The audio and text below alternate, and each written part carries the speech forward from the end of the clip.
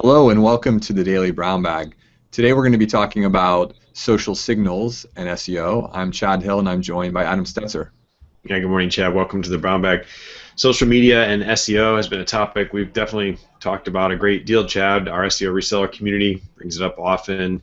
When you're shopping for a white label SEO solution, I'm sure social is now a part of the bundled package you're looking to offer because everyone's looking into that. And the news we're covering today is that Twitter and Google have reached another agreement. This will allow Google access to all tweets in real time, which means that tweets will now appear in the search results in Google as they're tweeted. Now, if you'll remember, this is how things were, but then they lost access. Now they've got it back. So that's the news today, and that has many people asking, what are the SEO benefits of using Twitter? Folks in our SEO reseller program are out selling SEO packages, and I'm sure that's a consistent question from customers. I want to have my social media profiles filled up, but is that also going to help my rankings? And so we want to talk a little bit about this today, Chad, about what they should expect to see, and will this be a change, and what are the best practices. So our advice on this is pretty much the same as it's been for years. Your activity should really be geared towards your audience and thinking about your customers and what information they might need, and that's a great guiding principle when you're talking about trying to go after rankings or trying to have a great social media presence. You want to be putting out quality content because it's just so much easier to market high quality content, whether you're just trying to get up there on the search or you want people to retweet it.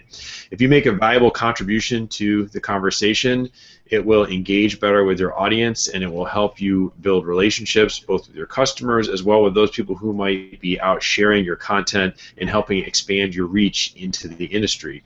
So let's get a little more specific, though. That's sort of our generic prescription always. Does this help your rankings, Chad, and what are our thoughts on that?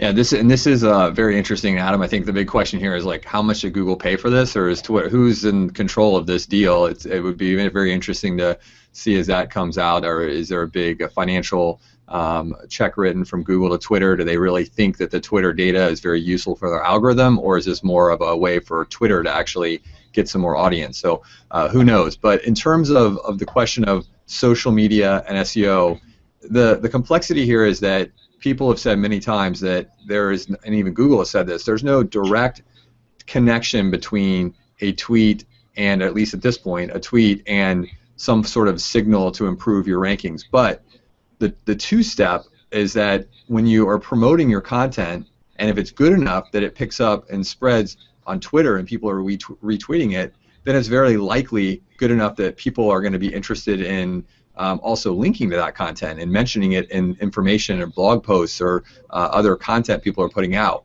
So there's it's one of the typical things of basically how that fits up. The other big thing here is that the social media and good social signals actually are very important to building your brand and contributing to your overall authority.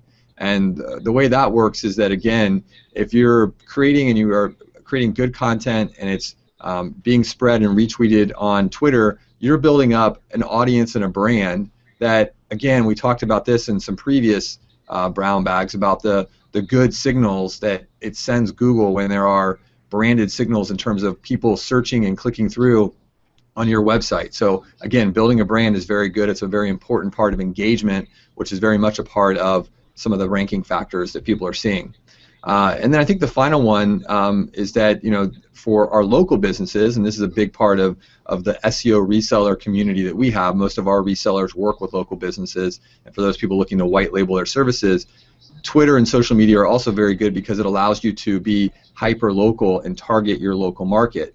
And we spend a lot of time here because we work a lot of local publications trying to think about ways to take Twitter especially and use it not only to source trends and news in a local market, but also to build an audience in a local market. And we've run some really interesting experiments that allow us to understand better how to use Twitter to help promote the content that we're creating in our SEO reseller programs so that it gets more traction and sends these secondary signals that ultimately help people improve their rankings. So it's a little nuanced, Adam, but I think social and SEO definitely are linked. And of course, the biggest thing is that SEO has become more and more related to public relations. Of course, social media is very much a PR tool as well. So a lot of overlaps and a little nuances that we have to kind of think about, but very interesting development here. Yeah, so what you're saying is if you want just the very direct answer, if I tweet a lot, will that help my rankings in a very direct sense? The answer is, we think from the data available, no. But if you then say, therefore, social will not help my SEO, that's very short-sighted and is actually incorrect. And if you were to survey 50 different SEO experts, they probably all say, no, that's a crazy idea. It absolutely does help, and it is more complicated than you want it to be. But as SEO has become more competitive, and as Google has pushed us to higher and higher levels of quality for our content, this is just the reality of the landscape in 2015. So you really need to have a social strategy as part of your SEO strategy, because it's how you're going to push out that high quality content.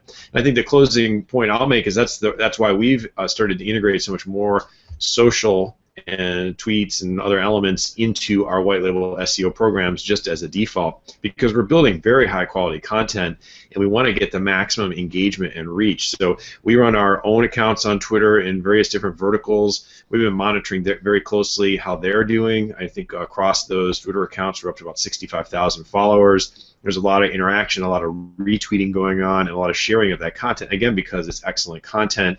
We make that available to people in our SEO reseller program and for their customers. Our software also will automatically tweet out content to your end client's Twitter account, which is great. Makes their social profile look a little more lived in and helps, again, push out that content to any followers that they have.